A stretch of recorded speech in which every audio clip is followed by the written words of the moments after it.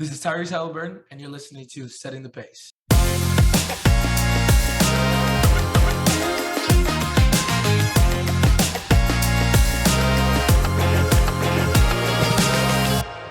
Happy Wednesday, Pacer Nation. Welcome back to another episode here of your go-to Pacers podcast. I have not stayed the night at Gainbridge Fieldhouse. I'm recording this on Monday night with Mike Facci after we just recorded our post-game show to talk about some of the trends we're seeing from the Pacers early on in the season. Facci, what's up, man? How you doing? I'm doing all right. You know what? I'm doing better than this Pacers record. I'll tell you that. I don't know. You're a little under the weather, aren't you? I am sick. I'm sick, but I'm showing up. And you know what? I think that's kind of symbolic of this team. They're showing up. They're doing their best, but sometimes their best maybe isn't good enough. So, yeah, I'm a little bit nasally right now. Two kids, once one gets sick, they get the whole entire family sick. Yep. But I think right now it's kind of like the injury bug, if I can relate it. You know, that thing's going around. One person gets injured. Next thing you know, the whole entire team is getting injured. And I feel like that is exactly where this team is at right now. The dominoes are falling one injury at a time.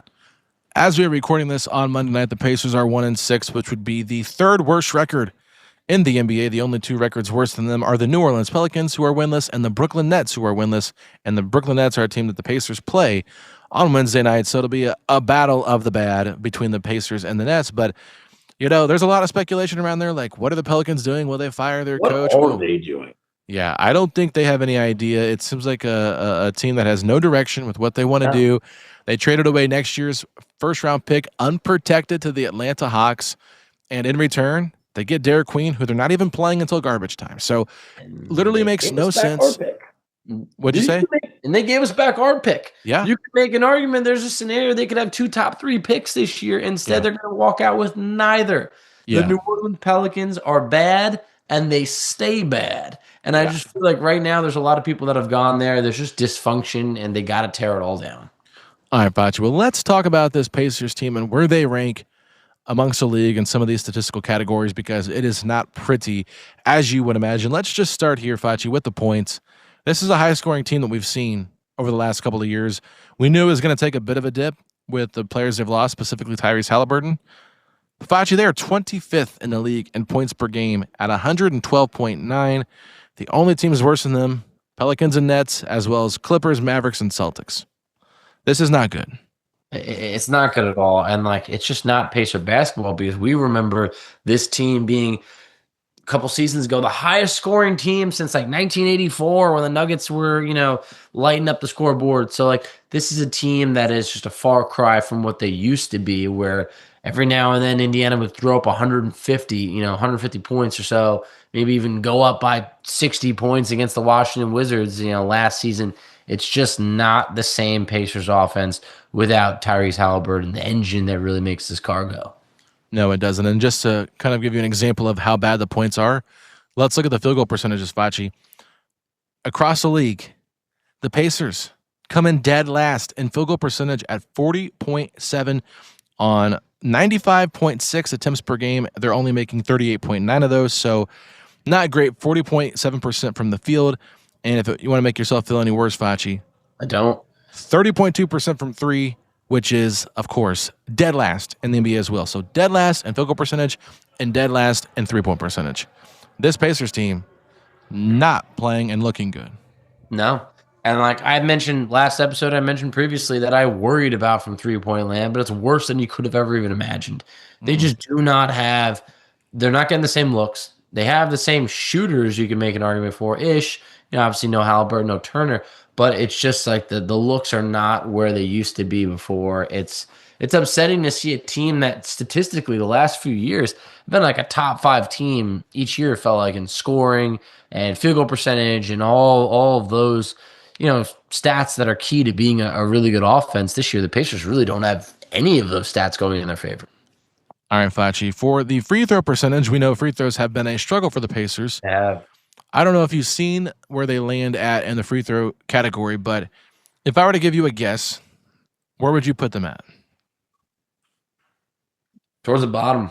Okay. Do you have a guess, like a number wise, where they rank out of 30 teams? Free throw percentage? Yeah. Bottom 3. Bottom 3, not that bad. Actually, the Milwaukee Bucks are the worst free throw shooting team in the league at 69.1%. The Pacers are 26th in the NBA.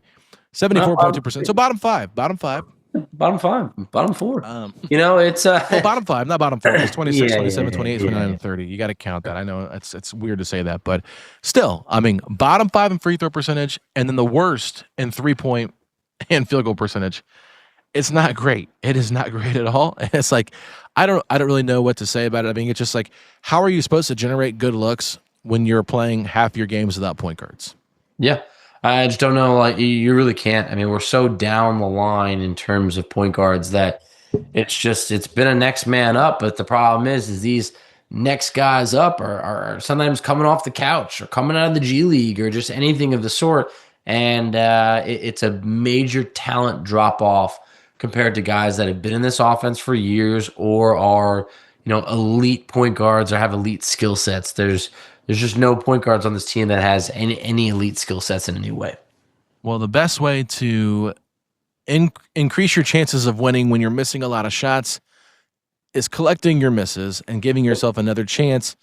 The Pacers, surprisingly, I don't know if I've ever seen this stat before, but 7 games into the season, the number one rebounding team in the league is your Indiana Pacers at 48.7 rebounds a game. They are 4th in offensive rebounding at 14.3 per game and 9th in defensive rebounding at 34.4. So what that goes to show me is that they're crashing the offensive glass a lot, and teams they're playing aren't making a lot of shots either, which is a good sign of their defense is being a little bit better maybe. But I just like the fact that they are attacking the glass. And one of the players that we just talked about last game recap, Miles Turner, he's not a great rebounder, and they're finding ways to gang rebound as a team that they hadn't been able to do before.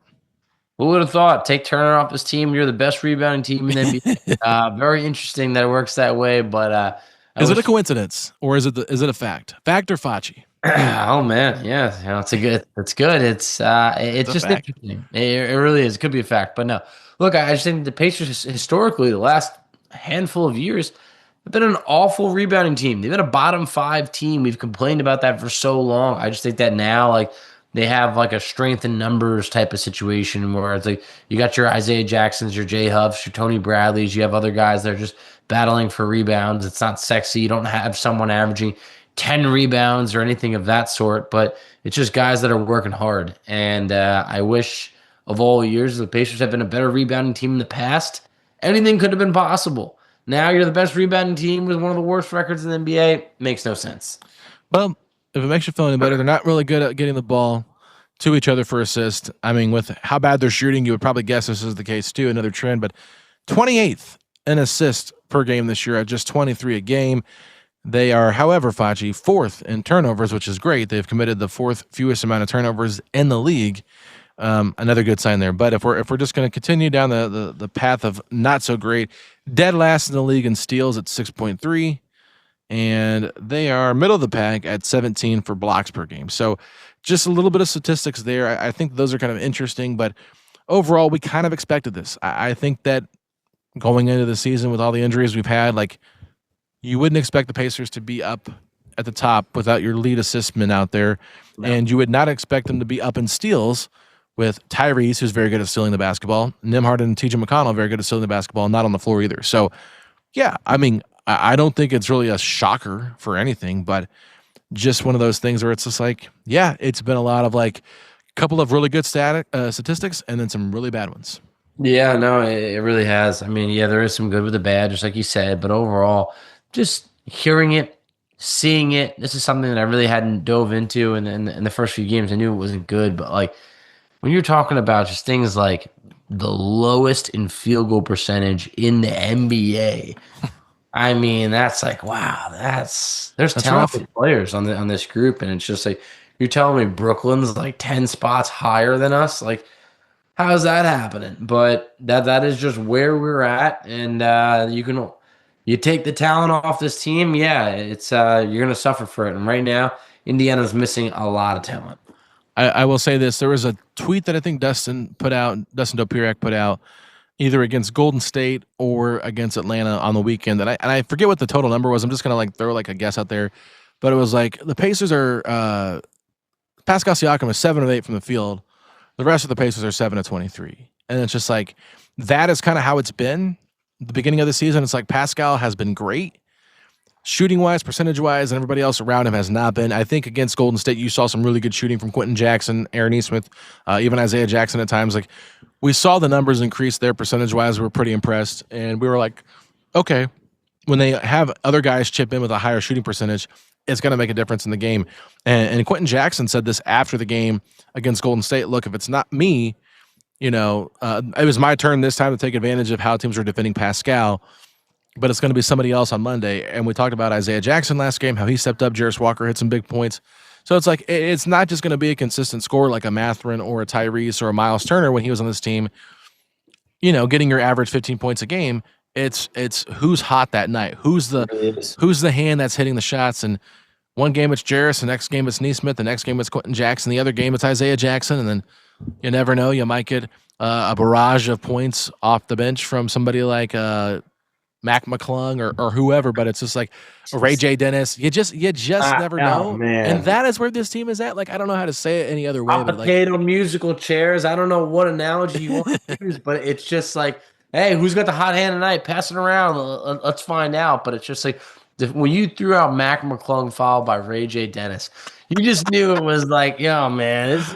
I said like 6 other players before them, and to be fair. I know, but that's where it really felt real and hit me. And I was like, man, this is tough for a team that was just coming off the highest of highs. Like, I still feel like that old man sitting there going, we were 2 quarters away from winning an NBA championship. And that's like, here we are. Mac McClung, Tony Bradley, Ray J. Dennis, Peter to Tony Bradley, full court. Like, that's where we're at right now. And it's just, we deserved a little bit better, but at the same point, injuries are a freak situation that could happen at any moment to any team.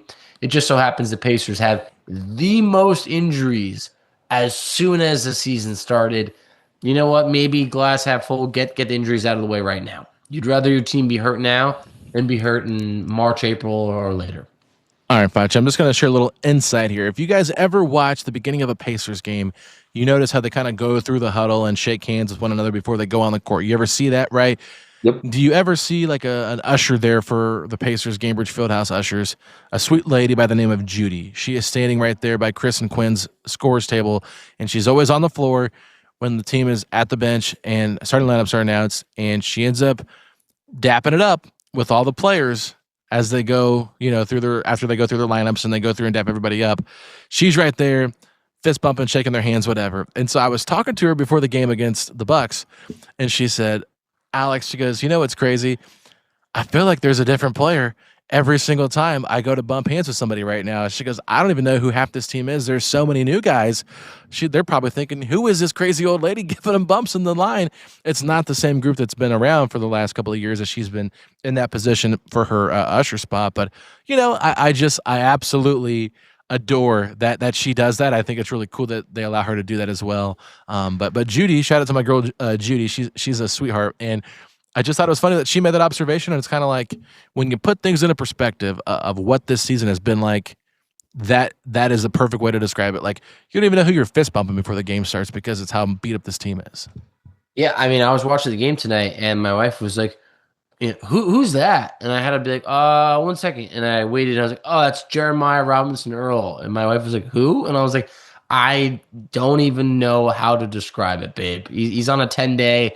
It might not be relevant next week, but that's just kind of where we're at, of like a next guy up type of situation. Ironically, Mac McClung is one of my wife's favorite players. She went to Georgetown. That's where Mac started his college career. So she was really excited to see him out there, even though he played like 2 minutes last game. But it's, you don't know who's going to step up on a nightly basis. You don't know who's even going to play. You don't even know who's going to be there, that much longer. So, the Pacers got to make certain moves based on their injuries, and at one point we'll see down the line if they have to make a trade or anything of the sort. If you're, running low on 10 days or anything of the sort, they'll have to make some moves. But I think for right now, it's just weather the storm. Let's just see what you got. Don't panic. Like we at least have tempered expectations this year, where we don't need Indiana to force a deal just to be able to get some active players in there. you know what? Make the best of what you have right now. Continue to develop who you have to develop. That's another problem, though. Like the development of Andrew Nembhard and Benedict Mathurin right now would be so fun to watch, even in losses. You can't wait to get those guys back out there. Love seeing Jarris develop, but there's just this certain part of the youth that's not out there with them, and it's unfortunate. If you could give me maybe 3 words of your choice to describe the level of play we've seen from Pascal Siakam, off the top of your head, I know it's going to be hard, but I'm just curious. We're here late at night recording this. If there could be 3 words to describe how you've, just seen Pascal play this season, what would they be? Spectacular was definitely the first one that came to mind. All-Star's 2 words, so that's tough. Star. Yeah.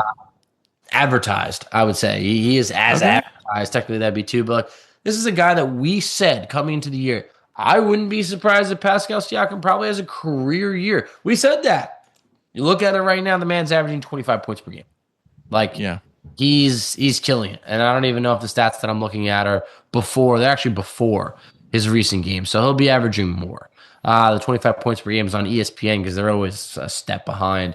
He just dropped 31. And so he'll be averaging even more than that. So Pascal Siakam, for anyone that ever doubted or slept on him or underrated him or anything of the sort, that man is an all-star caliber player that probably won't get into the all-star game due to the Pacers record. It's unfortunate, but he is special. Yeah, I mean, there's still a lot of basketball left to be played, Foch. They could end up having a better record. I don't want to rule that out, but no. I got to start winning some games. Phenomenal is one word that comes to mind to me. He's been phenomenal. Trying to think here. I had some words in my head, and as you were talking, I kind of lost them. It's getting that late at night, but phenomenal was one. I mean, I wanted to say not the opposite of. What is the opposite of gutless? Gutted? I don't know.